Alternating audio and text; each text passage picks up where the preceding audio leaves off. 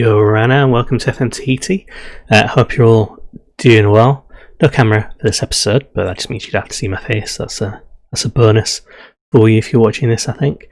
In this episode I'm going to start with the youth intake that we've had just come through, and then we've got 3 matches left in the season, and what I'm probably going to do in this episode is play at least one of them, just so we can see where we are and what we need to come. So I'll show you the situation that we're in after the youth intake. So you can see here the potential golden generation in our hands, but remember, because we've got an edited database and these teams are gradually improving every season, even in just reputation, and it includes that for us as well, with just even being relegated, the team overall still getting, generally speaking, stronger. So every youth take we have tends to be a little bit better than the youth take before, which means we're always getting this kind of golden generation, the best of the best, and we'll carry on having this happen until we hit a kind of plateau in our sort of development. But we've got a few they've pointed out. So they're recommending that Alexandra Barbier is the best one, a winger, which is a little bit painful because we don't actually play with wingers anymore. But we've got a few in here who might look like they could go in the first team from the off, potentially. So let's go to the development centre and have a look at the youth candidates. We'll just go through them briefly. Checking heights, got a 6'4" goalkeeper, which is good. I think we've already got a quite tall goalkeeper. A couple of 6'2"ers in there, but not the tallest intake we've ever had. Got Jean-Claude Marot up here. He could play all the way across that attacking midfield kind of space, and he can play in the attacking midfield central position, which would be quite useful to us. He looks like he could be okay. He's got good free kicks, passing and technique. You know, isn't on the double figures side of things, but he could get there with a bit of training maybe. Nicolas Bonhomme, who is a central midfielder. Again, it could be quite useful for us in a number of tactics we play. He could be quite good. Good aggression, we'll give him for that one. Chekau Dumas. Plays on the winger, easily discouraged apparently. Plays on the winger, plays on the wings, easily discouraged. Not a massive fan of him, to be honest. Quentin Lagrange, who's rated as being 2-star, current ability already. Central defender, 6'1". He can jump. He works well in teams, he makes good decisions. Determination, bravery, they're all okay. Tackling, heading, getting towards the end where we need them. He could have potential, but I don't think he's a starter just yet. Then we've got our pick of the crop, Alexandra Barbier. Oh, I wouldn't say he was the best by any kind of distance. We've got Gabriel Pereira, defensive midfielder here. He looks really good, to be honest. I say really good, I've just been startled, haven't I, by the fact he's got 16 aggression and that he argues with officials. 13 tackling, good work rate, good teamwork, determined. Positioning is not the greatest, to be honest, but we can work on that. He can't concentrate yet, but he is only 14. Agile, reasonably fast, reasonably fit.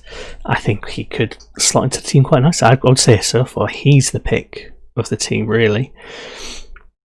Then we've got Rebbe Clement, who could be a reasonable striking option in the future. His finishing's getting towards where it needs to be. Bit of a leader, determined, aggressive. He could be okay. 5'8", I don't think he is going to be much of a target man in the long run. We've got Gregory Barthet. I'm not massively convinced by him, to be honest. Alexis Valet, who looks like he could be reasonable. Determined, good positioning, good teamwork, good work rate, good jumping, aggression. Tackling's pretty good, 6'2". No, he could maybe make it, actually. He looks like he could be quite good. Richard Leroux, a winger. Not really feeling he's fickle anyway. Left back, David Ramos. Doesn't look fantastic. Shoots from distance, which is a bit weird. But left backs are always useful to have. Jean Bessacan, 6'4". I don't think he's better than what the keeper we've already got, or the youth keeper we've already got. Loic Leberg. Handling's good. Punching and rushing out. Yeah, he's probably the better of the two, really, I would have thought. Quentin Roger, 6'1", can finish, can jump, quick off the mark, but not much else. Matthias Fontaine, left winger, he's not going to make the cut, is he? And Noah Delorme, striker, who mentally seems to be okay. But yeah, so we've got a few prospects there to look at. I'll offer some contracts. I think I'll offer contracts to almost everyone, apart from maybe a few down here, like Fontaine and Leroux, potentially. Barbier they recommend, so we'll keep him, maybe see if we can retrain him. Check out Dumas, we might get rid of as well. But that's who we've got in the intake. Nothing mind-blowing, but a few players who could come through and become squad players soonish, hopefully. Soonish is what we're going for.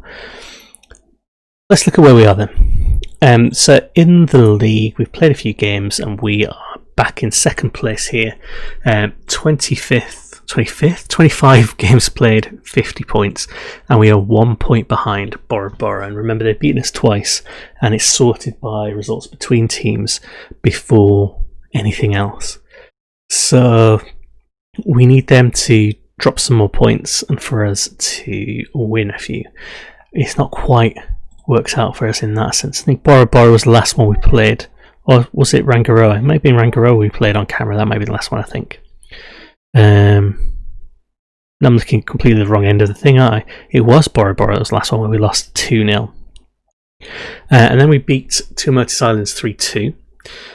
And then I've changed tactics back to the Mahisha inspired one from FM 12, FM13. Not because this other tactic's bad, the one that's kind of inspired by what FM Stag's done, and go and read FM Stag's blog, it is fantastic. But it's not that because this tactic's bad or it wasn't kind of working. Look, we got some good results. 2-1, a 5-1, a 3-1, and a 3-2. But what struck me was we had no kind of depth to fill these sort of positions in there.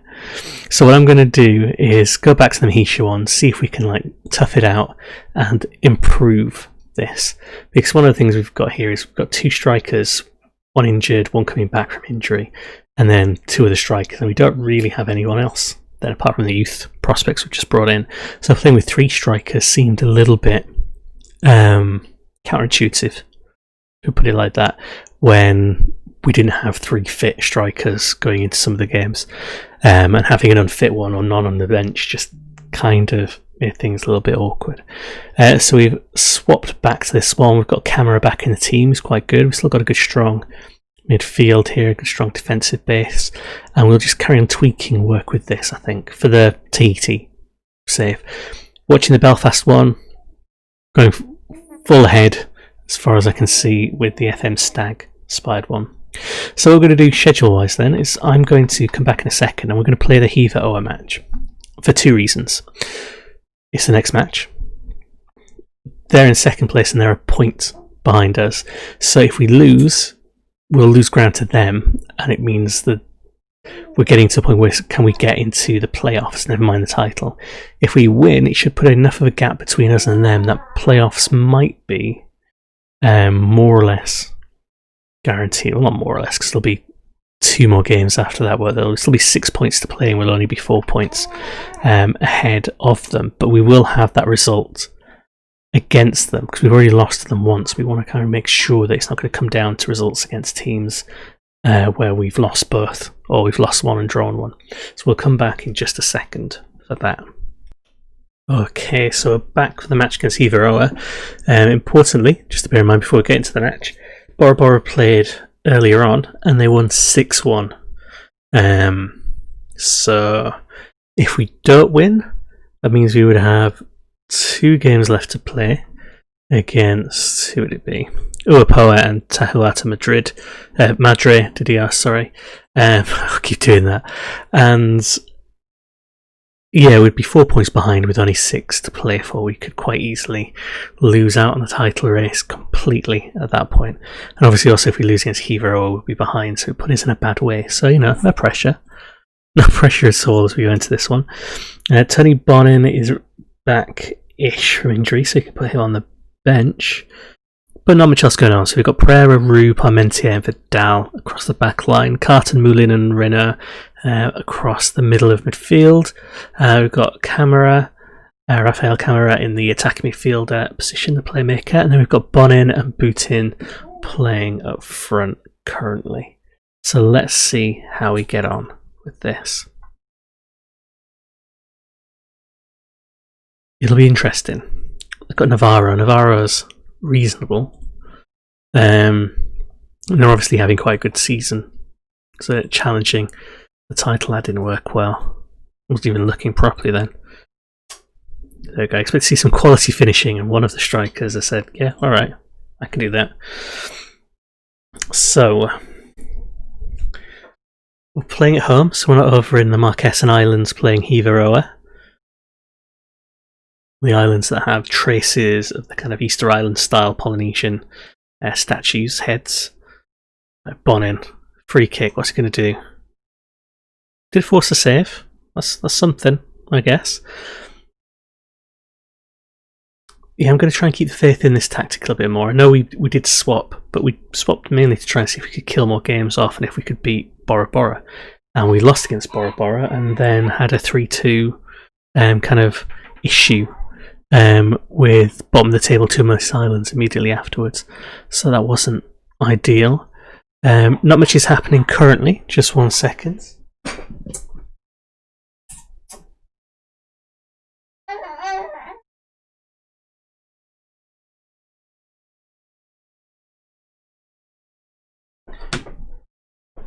And it's not much of a kind of there's not much in the way of events in this half, but Bonin's through.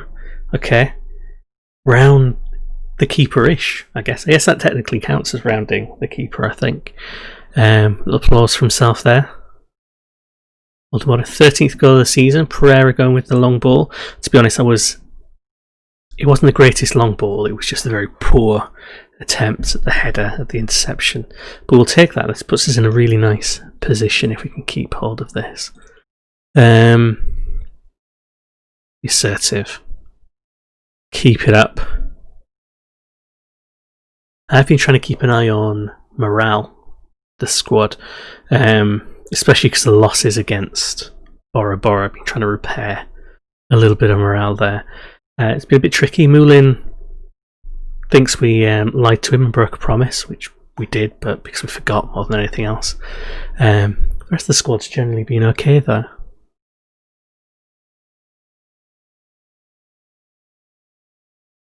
Let's see what subs we can make here. So Tony Bonin we can maybe bring on instead of Boutin. It's much better fit there. Camera we can bring off for Julian Martins. And then the rest will probably leave for the moment. Can't remember if I mentioned it in a previous episode, but that left winger, Laporte Frey, got signed up elsewhere and decided to make a little bit of money on him, seeing as we weren't using wingers. No one's coming in for Echeverri currently, though, at least not a reasonable offer. Go on, Bonin. Get it back and then get someone else to swing that one in. Renault. Bonin back. Moulin's gonna go to Roux. Roux across. Ooh, that bounced around a bit, but we'll take it. Is that an own goal? Yeah, that's probably an own goal, isn't it? Before the replay kicks in, bring on Bossin out for Renault there. That'll do us quite nicely. Probably a little bit fortunate to be winning 2-0. I think probably good for a win, but maybe not a 2-0 win.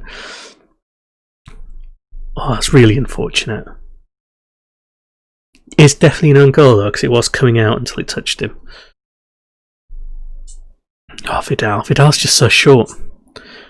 And that's what's going to stop Vidal from making it in the team, I think. He's just so short. Offside for a main, Hamelin. Not a bad move though. Not a bad move at all.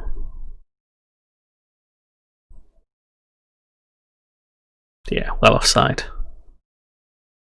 Vidal swings it in. Bonin against the bar again. We've outshot them 3-1, basically. Bossing up. Bang. Back out it goes. We just need to hold on. Just make sure we don't crumble for this last bit. Marshall picks it up. It's not my favourite keeper, to be honest.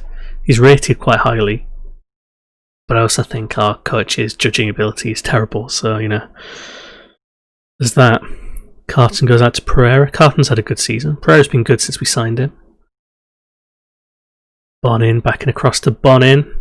The dream team. Sorry, Bonin to Bonin. 16th goal of the season. He has been out for a few games. I think maybe he would have done a little bit better in some of them if we'd had him. Good ball by Pereira there, isn't it? And he's playing as a target man, even though he isn't actually that big. Oh, they get one back. Guillaume Petit. Do I want to see this again? It's only fair, I guess. We do struggle with set pieces. We really do. I know a lot of people struggle in FM20 defending set pieces. I don't think we concede an unfair amount because we score quite a few ourselves, so I can't really complain there, but they are a bit tricky to defend against. Happy. Let's get the morale up for the moment. Bit of morale manager. So where are we then? 2 games to play. We're a point behind Bora Bora. We're 4 points ahead of Hitiraa. So basically, it's all going to come down to the last match, one way or the other.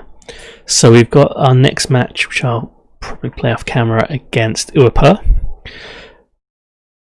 And there are various kind of permutations, but basically we could end up in the final match either hoping that Bora Bora drop points and we can overtake them, or be in a position where Bora Bora haven't dropped enough points and we can't overtake them, or we could be in a position where we drop points and Hitiraa haven't, and we've got to win to make sure we stay above Hitiraa. So one way or the other, that last match is likely to matter, if my math is correct, and it almost always isn't. So we'll be back in a little while just to play this one in this episode. And once again, I really messed up the maths, didn't I? Or at least there was a combination I wasn't quite planning for. So Bora Bora won 1-0. So they remain 3 points ahead of us. So even if they lose their last match and we win, it would go to results between teams, and they've beaten us twice. And even if it didn't, it went to goal difference. They've got 12 goals on us, so it's unlikely we would have ever turned that over. So Bora Bora won the title. Now, the kind of other drama I was expecting is if we weren't still in the title race, was that maybe we'd be in for a kind of fight for the playoff place with Hitiraa, because they were kind of relatively hot on our tails. But they lost 4-1 to Mouton, so by us just drawing, it maintains that gap, really. So there's a 5-point gap there between us and Hitiraa, and 1 game to play, so they can't get above us in any shape, way or form. None of the other teams can, so we've got a playoff spot, which means there's not going to be a final match for this one. We're going to go to the playoffs in a separate video, it is, I think. Yeah, it was unexpected. We drew 0-0 against Uapa down here in 12th. We could have done better. If we'd won, we'd have ended up on, what, 57 points? Is this correct? I feel like I'm going mad. I thought there would have still been a gap. But yeah, if we'd... no, I'm wrong. We would have been on 56 points, because we've already got a point for the draw. There's only 2 more for the win. Yeah, so we'd have been on 56, and it could have gone down to the last match for the title, but obviously we messed that one up. We kind of bottled it a little bit, but then the average age of the squad's about 20, I think, so I'm not massively surprised by that.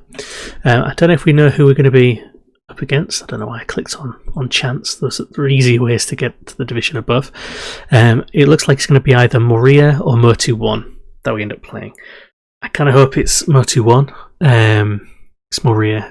We're typically a pretty strong side. And look at Feral Cats up in 6th. Still a mid-table team. They've not improved since they sacked us, which is always good. So yeah, thanks very much for watching, and we'll have to come back for the actual playoff game in the next video. Thanks.